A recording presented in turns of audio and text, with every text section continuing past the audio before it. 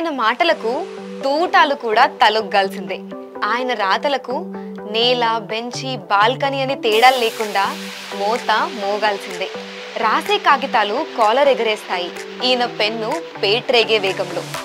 ఆయనే మాటల మాంత్రికుడు త్రివిక్రమ్ శ్రీనివాస్. డైలాగ్స్ రాసే విధానానికి కొత్త భాష్యం చెప్పిన రచయిత అతడు. Super star Mahesh Babu, power star Pawan Kalyan, icon star Allu Arjun వంటి స్టార్ హీరోలకు బ్లాక్ బస్టర్ హిట్స్ అందించిన ఈ జీనియస్ ఇప్పుడు మొట్టమొదటిసారి పాన్ ఇండియా సినిమాను తీసే పనిలో పడ్డాడు.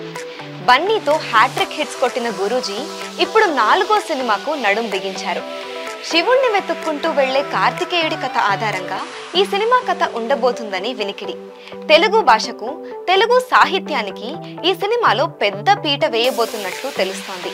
ఇప్పటికీ పుష్ప సిరీస్తో బాక్స్ ఆఫీస్ రికార్డులకు పీష్పాగా మారిన బన్నీ తనకు మెమరబుల్ హిట్స్ ఇచ్చిన గురూజీ సెట్స్లో ఎప్పుడు దిగుదామా అని ఈగర్గా ఎదురుచూస్తున్నాడు. రొటీన్ కమర్షియల్ సినిమాలకి భిన్నంగా పూర్తి స్థాయిలో విభిన్న నేపథ్యం ఉండే ఈ కథపై త్రివిక్రమ్ ఫోకస్ పెట్టినట్లు టాక్. ఇదే నిజమైతే బన్నీ కెరీర్లో బెస్ట్ చిత్రంగా మారే అవకాశం ఉంది. ప్రస్తుతం ఈ కథపై చర్చలు జరుగుతున్నాయని, త్వరలో అధికారికంగా ప్రకటన రాబోతుందని ఇండస్ట్రీ వర్గాలు చెబుతున్నాయి.